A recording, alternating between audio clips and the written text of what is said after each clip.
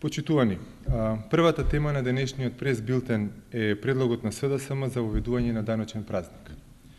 Уште во февруари годинава, во рамки на пакетот економско-социјални мерки за полесно преживување на 2012 година, СДСМ предложи воведување на даночен празник. Тој требаше да биде сега, во сабота. На тој ден, граѓаните ќе можеа од 8 до 18 часот да купуваат македонски производи ослободени од ДДВ, значи по многу намалена цена. Не само што ќе купеа поевтино прехранбени производи за прославување на големиот христијански празник Великден, туку ќе купеа и многу други работи што им се потребни, а не може да ги купат по редовна цена.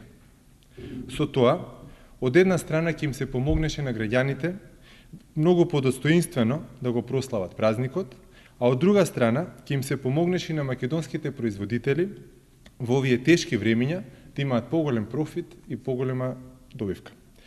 За жал, владата го игнорираше овој наш предлог и им ја ускрати оваа можност на граѓаните.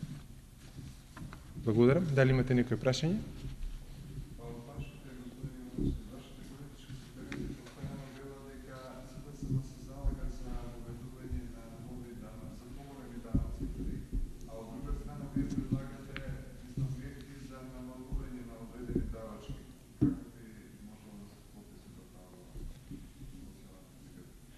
Разликата меѓу СДСМ и ВМРО-ДПМН е во тоа што ние навистина предлагаме суштински работи. За нас е важна суштината, за разлика од ВМРО-ДПМН, кои што се оптеретени со пиар аспектот, за кој што е важен маркетингот и како работата е спакувана изгледа однадвор.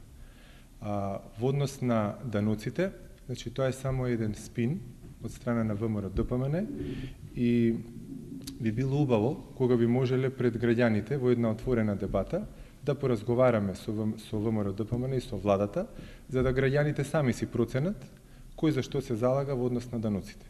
Даночниот празник за кој што денеска зборував е конкретен пример на суштинска мерка со која што многу ќе им се помогнеше и на граѓаните и на фирмите во овие тешки времиња.